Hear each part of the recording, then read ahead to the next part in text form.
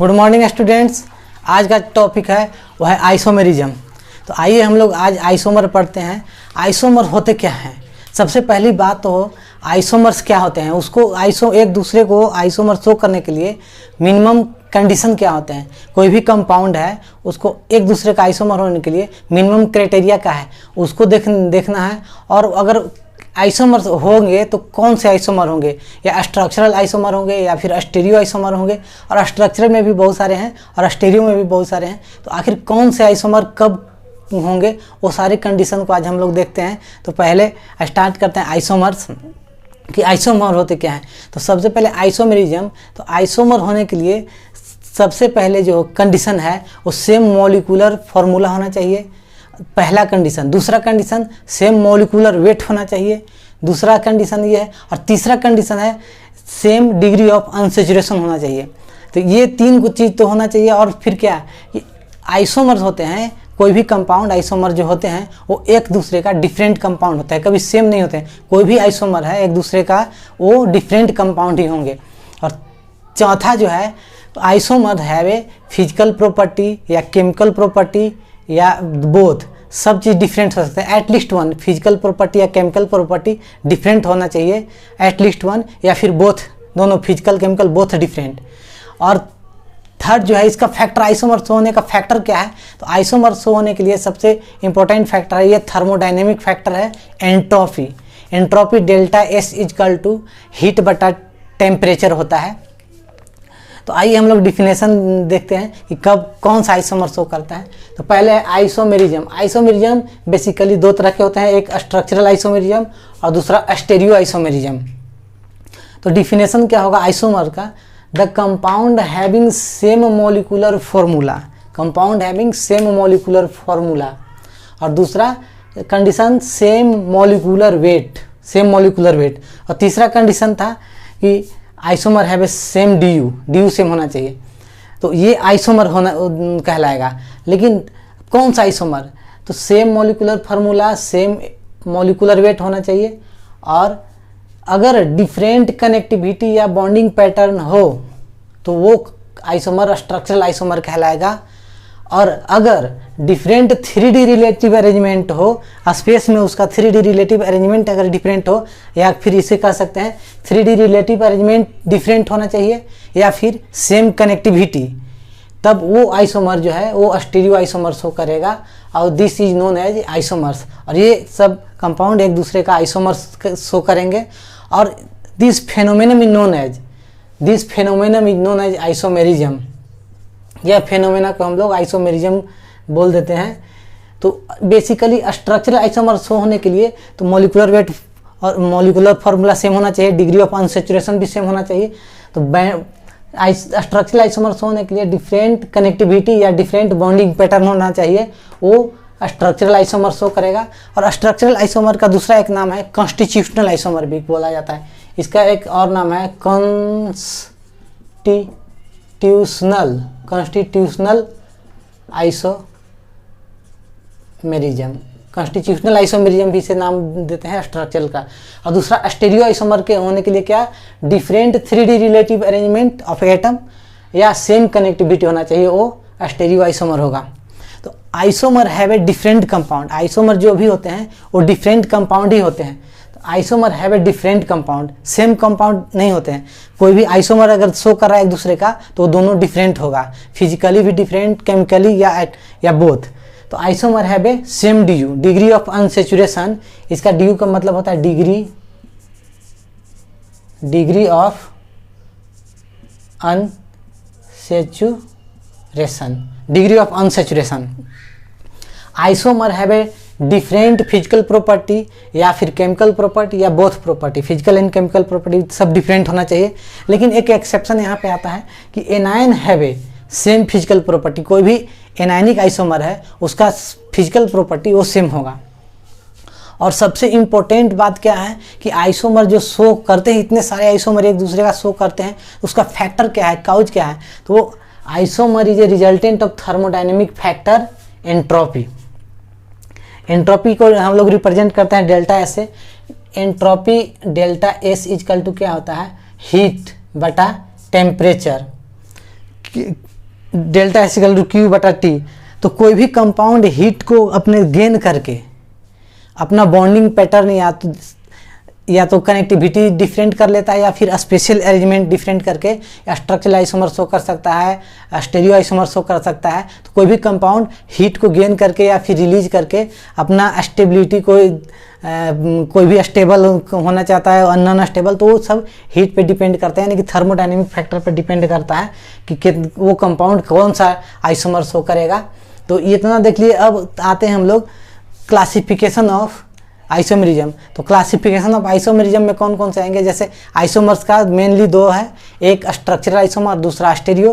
और स्ट्रक्चरल का भी 6 आइसोमर होते हैं, chain isomerism, position isomerism, ring chain isomerism, functional isomerism, metamerism, tautomerism, इतने सारे स्ट्रक्चरल का है। और इसका कॉन्स्टिट्यूशनल भी नाम है। और दूसरा जो आइसोमर है stereo isomer. Stereo isomer basically 2 तरह के होते हैं, एक कॉन्फर्मेशनल और एक कॉन्फिगरेशनल। तो कॉन्फर्मेशनल को हम लोग सूडो आइसोमेरिज्म भी बोलते हैं, क्योंकि वो सिंगल बॉन्ड के अराउंड रोटेट करके अलग अलग शेप बनाता है, gauche, ellipse, half ellipse, full eclipse, chair form, ये सब कॉन्फर्मर। और कॉन्फिगरेशनल में 2 आते हैं, एक ज्योमेट्रिकल आइसोमेरिज्म जिसको जीआई से रिप्रेजेंट करते हैं, और दूसरा ऑप्टिकल आइसोमेरिज्म जिसको ओपी से रिप्रेजेंट करते हैं। तो आइए उसका क्लासिफिकेशन हम लोग देख लेते हैं। तो फिलहाल ये कंप्लीट हो गया कि आइसोमर स्ट्रक्चरल और स्टेरियो 2 होते हैं, उसका भी अलग अलग है, लेकिन आइसोमर्स होने के लिए same molecular formula, same atomic weight होना चाहिए और सेम डिग्री ऑफ अनसैचुरेशन। और क्या होना चाहिए आइसोमर्स होने के लिए, फिजिकल प्रॉपर्टी, केमिकल प्रॉपर्टी में भी डिफरेंट, एटलीस्ट 1 तो डिफरेंट होना ही चाहिए। तो ये सारे आइसोमर्स का जो भी आइसोमर शो करेगा उसका मिनिमम क्राइटेरिया था। और आगे हम लोग एक एक करके देखेंगे कि कौन कौन से है। तो पहले क्लासिफिकेशन अब हम लोग क्लासिफिकेशन ऑफ आइसोमर की बात करते हैं। तो क्लासिफिकेशन ऑफ आइसोमर्स का मेनली 2 तरह का पहले हम पढ़ चुके हैं, स्ट्रक्चरल एंड स्टेरियो आइसोमर। तो स्ट्रक्चरल के लिए क्या क्या कंडीशन है वो पहले हम लोग देख चुके हैं।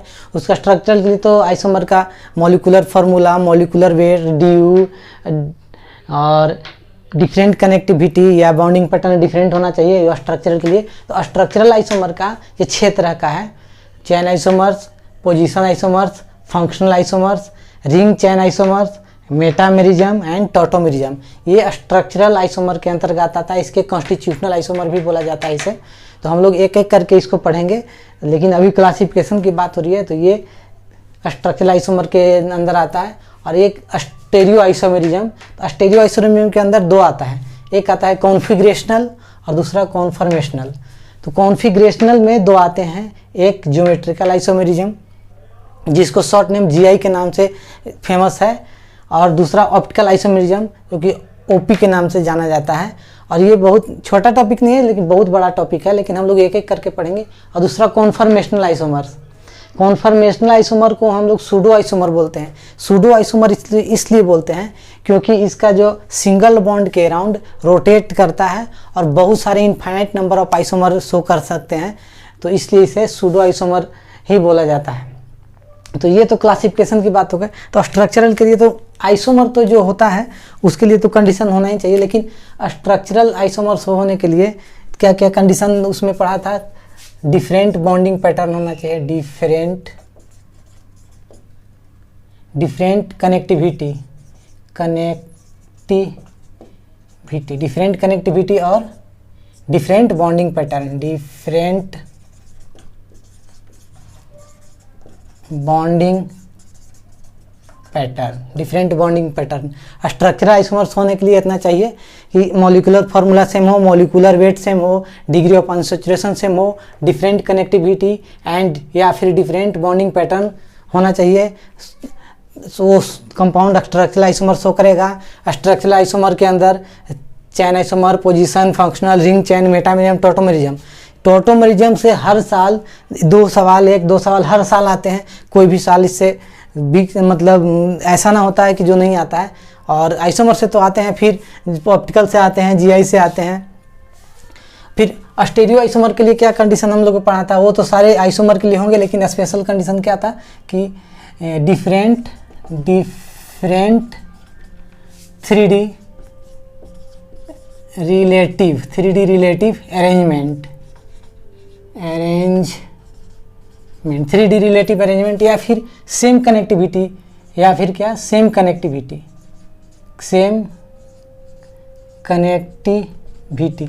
कनेक्टिविटी होना चाहिए।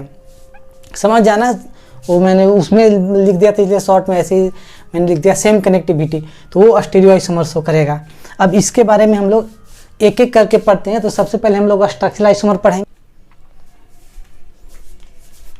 तो चलिए कुछ हम लोग एग्जाम्पल देख लेते हैं आइसोमर्स का। कौन सा आइसोमर, इसका फिजिकल प्रॉपर्टी, केमिकल प्रॉपर्टी क्या हो सकता है। तो आइए इसको एक एग्जाम्पल मैं ले लेता हूँ। C2H6O, ये इसका मॉलिक्यूलर फॉर्मूला है C2H6O। C2H6O से हम लोग कंपाउंड बनाने का कोशिश करते हैं, कैसा कैसा बन सकता है। तो एक तो बनाते हैं CH3CH2OH, ये अल्कोहल है। और दूसरा एक बनाते हैं CH3OCH3, ये हो गया डाईमिथाइल ईथर। तो इसका मॉलिक्यूलर फार्मूला, इसका मॉलिक्यूलर फार्मूला, इसका मॉलिक्यूलर फार्मूला, तीनों का मॉलिक्यूलर फार्मूला सेम हो गया। डिग्री ऑफ अनसैचुरेशन इसका कितना होगा, degree of unsaturation 0। Degree of unsaturation निकालने के लिए parent alkane minus given, parent alkane का हाइड्रोजन माइनस गिवन अल्केन का हाइड्रोजन बटा 2 करते हैं, तो डिग्री ऑफ अनसैचुरेशन निकालते हैं। तो इसमें पेरेंट अल्केन में कितना हाइड्रोजन होगा, 2 कार्बन है, तो पेरेंट अल्केन का फॉर्मूला क्या होता है C2H2 + 2। तो 2 हाइड्रोजन है, तो 2 कार्बन है, तो 2 दूना 4 5 6, तो इस पेरेंट अल्केन में 6 और गिवन अल्केन में भी 6 बटा 2, तो इसका डिग्री ऑफ अनसैचुरेशन 2 आ गया।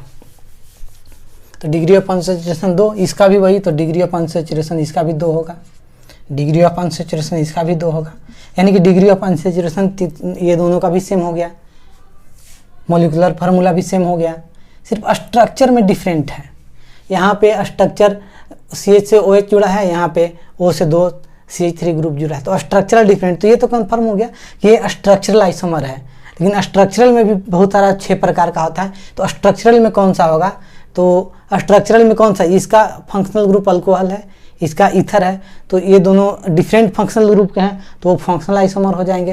लेकिन फिलहाल हम लोग बाद में पढ़ेंगे एक फंक्शनल आइसोमर, लेकिन इसमें पहले देखते हैं कि केमिकल प्रॉपर्टी, फिजिकल प्रॉपर्टी कैसे कोई आइसोमर शो करता है। तो ये अल्कोहल है, अल्कोहल, ये अल्कोहल, ये है ईथर। तो ये ईथर है, तो ये दोनों केमिकली डिफरेंट हो गए, ये अल्कोहल है, ये ईथर है, तो केमिकली डिफरेंट। ये ईथर जो है वो पहले जो डॉक्टर यूज करते थे एनेस्थेटिक के रूप में, बेहोश करने के रूप में, कोई भी सर्जरी होता था, कोई भी ऑपरेशन होता था, तो उसे सर्जरी के रूप में उसको नाक के दौरान उसको सूंघा देते थे, तो बेहोश हो जाता था, और उसके बाद सर्जरी जहाँ पे भी करना है वो कर लेते थे। और दूसरी बात क्या है कि वो पिक्चर वगैरह चाहे जो भी है, तो उसमें चोर वगैरह जो किसी को रुमाल से निकाल के उस पर थोड़ा लगा के और नाक के ऊपर सटा देते, तुरंत बेहोश हो जाता था, तो उसे चोरी लबाड़ी के रूप में भी यूज करते थे, और उसका जितना सामान है वो सब सारे लेकर भाग जाते थे। तो वो एनेस्थेटिक के रूप में यूज होता है। तो इसका यूज क्या है, एनेस्थेटिक के रूप में, यानी कि बेहोश करने के समय, एनेस्थेटिक के रूप में इसको यूज करते थे, बेहोश करने के रूप में। और पहले डॉक्टर भी यूज करते थे कोई भी सर्जरी वगैरह, तो गलत इस्तेमाल, चोरी लबाड़ी करने के लिए लोग किसी को सूंघा कर उसका सारा सामान लेकर भाग जाते थे। तो एनेस्थेटिक के रूप में भी ईथर का यूज होता है। इसमें खास बात क्या है कि इसमें हाइड्रोजन बॉन्डिंग होगा, इसमें नहीं होगा। क्यों? क्योंकि मोर इलेक्ट्रोनेगेटिव एटम से हाइड्रोजन जुड़ा है, तो ये हाइड्रोजन बॉन्डिंग शो करेगा, ये नहीं शो करेगा। तो यहाँ पे लिखेंगे कि एक्टिव हाइड्रोजन प्रेजेंट, यहाँ पे एक एक्टिव हाइड्रोजन प्रेजेंट है, active hydrogen present, active hydrogen present है। यहाँ पे एक्टिव हाइड्रोजन प्रेजेंट है, no active hydrogen, no active hydrogen, यहाँ पे एक्टिव हाइड्रोजन नहीं है। अब यहाँ पे एक्टिव हाइड्रोजन रहने के कारण यहाँ पे देगा active metal test, active metal test, यहाँ पे गिब्स लिख सकते हैं, gives active metal test, gives active metal test. और एक्टिव मेटल टेस्ट विथ किसके साथ, कोई भी मेटल, लेकिन हम यहाँ पे सोडियम ले लेते हैं, विथ सोडियम Na। तो सोडियम के साथ, और प्रोड्यूस क्या करेगा, produce hydrogen gas, hydrogen produce करेगा और वहाँ से पता कैसे चलेगा को हाइड्रोजन गैस निकलता है, एक साउंड निकलता है, गुर गुर गुर गुर गुर गुर करके एक साउंड निकलता है। हाइड्रोजन गैस जो प्रोड्यूस होगा तो वहाँ से निकलेगा एक साउंड निकलेगा, गुर गुर गुर गुर करके साउंड निकलेगा। तो हमें पता चलता है कि वहाँ पे हाइड्रोजन गैस रिलीज हो रहा है, सोडियम एटम के साथ रिएक्शन करके वो हाइड्रोजन गैस रिलीज कर रहा है। और यहाँ पे एक हाइड्रोजन बॉन्डिंग भी शो होगा ड्यू टू हाइड्रोजन बॉन्डिंग, क्योंकि OH है, मोर इलेक्ट्रोनेगेटिव से हाइड्रोजन जुड़ा है तो हाइड्रोजन बॉन्डिंग शो करेगा, इंटरमोलिकुलर हाइड्रोजन बॉन्डिंग शो करेगा। तो ड्यू टू हाइड्रोजन बॉन्डिंग, ये हाइड्रोजन बॉन्डिंग के कारण कौन सा फेज होगा, इसका लिक्विड फेज होगा, लिक्विड फेज में रहेगा। अब यहाँ पे नो एक्टिव हाइड्रोजन, इसलिए यहाँ पे no gives active metal test, यहाँ पे no gives active metal test, यहाँ पे एक्टिव मेटल टेस्ट नहीं देगा क्योंकि एक्टिव हाइड्रोजन प्रेजेंट नहीं है। No gives active metal test with sodium, sodium के साथ एक्टिव मेटल टेस्ट नहीं देगा तो यहाँ पे कोई साउंड हाइड्रोजन गैस प्रोड्यूस नहीं होगा। No hydrogen gas produce, no hydrogen gas produce, यहाँ पे हाइड्रोजन गैस प्रोड्यूस नहीं होगा। तो जब हाइड्रोजन गैस प्रोड्यूस नहीं होगा तो यहाँ पे गुड़गुड़, नो गुड़गुड़ आवाज़, नो गुड़गुड़, गुड़गुड़ का साउंड नहीं निकलेगा। जब साउंड नहीं निकलेगा और यहाँ पे क्या कि कोई भी हाइड्रोजन बॉन्डिंग नहीं है, no hydrogen bonding, no hydrogen bonding. जब हाइड्रोजन बॉन्डिंग नहीं है तो इसके कारण ये कौन सा फेज में आएगा, गैस फेज में, गैस फेज, तो गैस फेज में होगा। तो अब यहाँ पे देखिए आइसोमर होने के लिए क्या क्या, तो वो सारे कंडीशन तो होंगे ही, लेकिन फिजिकली केमिकली एटलीस्ट वन कोई डिफरेंट होना चाहिए। तो ये दोनों एक दूसरे का आइसोमर हैं। तो फिजिकल प्रॉपर्टी यहाँ लिक्विड, यहाँ पे फिजिकल प्रॉपर्टी यहाँ पे गैस हो जा रहा है। यहाँ पे केमिकल प्रॉपर्टी ये अल्कोहल है, ये केमिकल में ये ईथर है, तो केमिकली डिफरेंट भी है आइसोमर। तो ये हो गए इस C2H6O का, और ये दोनों आपस में एक दूसरे का क्या होंगे, एक दूसरे का दोनों आपस में आइसोमर हैं और फिजिकली केमिकली दोनों डिफरेंट हैं। और क्या इसमें और कोई बात है, हाँ बोथ आइसोमर, कौन सा आइसोमर होंगे, एक तो स्ट्रक्चरल आइसोमर शो हो गया, दूसरा दोनों का फंक्शनल ग्रुप अलग अलग है, यहाँ पे अल्कोहल है वहाँ पे ईथर है, तो दोनों एक दूसरे का स्ट्रक्चरल में फंक्शनल आइसोमर हो रहे हैं। तो ये हो गया। अब एक और एग्जांपल ले लेते हैं, C2H2Cl2, C2H2Cl2 को हम एग्जांपल ले लेते हैं, वो देखते हैं कि वो कौन कौन सा आइसोमर शो कर सकता है। एक ले लेते हैं C2H2Cl2, तो इसका हम स्ट्रक्चर बनाते हैं, कैसा कैसा बन सकता है। तो एक तो स्ट्रक्चरल आइसोमर, स्ट्रक्चरल, और दूसरा तरफ स्टेरियो लेते हैं, स्टेरियो आइसोमर और स्ट्रक्चरल आइसोमर। तो स्ट्रक्चरल का इसको बना देंगे तो C double bond C, 2 hydrogen, तो एक हाइड्रोजन यहाँ, एक हाइड्रोजन यहाँ, और दोनों Cl ग्रुप को हम यहाँ जोड़ दिए, एक Cl एक Cl, ये हो गया। अगर इसका फिर एक और बनाएं तो ये हो जाएगा C डबल बॉन्ड C। अब एक हाइड्रोजन यहाँ, एक Cl यहाँ जोड़ दिए, एक हाइड्रोजन यहाँ, एक Cl यहाँ, तो एक दूसरे का ये क्या हो गया, एक दूसरे का ये स्ट्रक्चरल आइसोमर हो गया। Molecular formula same, molecular weight same, degree of unsaturation same, इसका भी 1 इसका भी 1, लेकिन इसका कनेक्टिविटी जो है डिफरेंट है। यहाँ पे दोनों Cl को यही एक ही कार्बन से जोड़ रखा है, दोनों का Cl ग्रुप को, ये Cl को, ये Cl को, दोनों Cl ग्रुप को मैं एक ही से जोड़ रखा है। यहाँ पे एक Cl यहाँ, एक Cl यहाँ, तो Cl ग्रुप का कनेक्टिविटी डिफरेंट हो गया। तो कनेक्टिविटी डिफरेंट या बॉन्डिंग पैटर्न डिफरेंट, इसलिए ये स्ट्रक्चरल आइसोमर शो हुआ। ये कौन सा आइसोमर, ये स्ट्रक्चरल आइसोमर शो हुआ। अब इसी कंपाउंड का, इसी का यहाँ पे बना लेते हैं हम C डबल बॉन्ड C, ये हाइड्रोजन, ये क्लोरीन, ये हाइड्रोजन, ये क्लोरीन, एक ये बना लेते हैं और ये दूसरा ये हाइड्रोजन ऊपर, एक क्लोरीन। अब यहाँ पे स्पेस सिर्फ चेंज कर, क्लोरीन को ऊपर कर देते हैं, हाइड्रोजन को नीचे कर देते हैं। अब यहाँ पे क्या हुआ कि अब जो ये कनेक्टिविटी सेम, स्ट्रक्चर आइसोमर जो है, तो ये molecular formula, molecular weight, degree of unsaturation, ये सब सेम है, लेकिन यहाँ पे क्या कनेक्टिविटी डिफरेंट हो गया, क्योंकि क्लोरीन ये देखिए एक यहाँ, सॉरी कनेक्टिविटी सेम है लेकिन स्पेशल अरेंजमेंट जो है 3D अरेंजमेंट वो डिफरेंट हो गया। क्लोरीन यहाँ, यहाँ क्लोरीन, तो इसका नाम बोलते हैं, एक तरफ रहता है उसको सिस बोलते हैं। और यहाँ पे क्या कनेक्टिविटी तो सेम है, यही कार्बन से Cl जुड़ा है, लेकिन स्पेस में उसका अरेंजमेंट चेंज हो गया। क्लोरीन को सिर्फ ऊपर ला दिए और हाइड्रोजन नीचे है, तो इस स्ट्रक्चर को बोलते हैं ट्रांस। तो एक दूसरे का ये स्टीरियो आइसोमर हो गया। स्टीरियो में ये आ जाता है GI, ज्योमेट्रिकल आइसोमेरिज्म हो गया। तो ये बोथ आर आइसोमर, एक ही से चार कंपाउंड बन गया और सब डिफरेंट होंगे केमिकली, फिजिकली, या एटलीस्ट वन केमिकली या फिजिकली कोई भी डिफरेंट होंगे। तो ये स्टीरियो वही कंपाउंड से 4 कंपाउंड बन गए।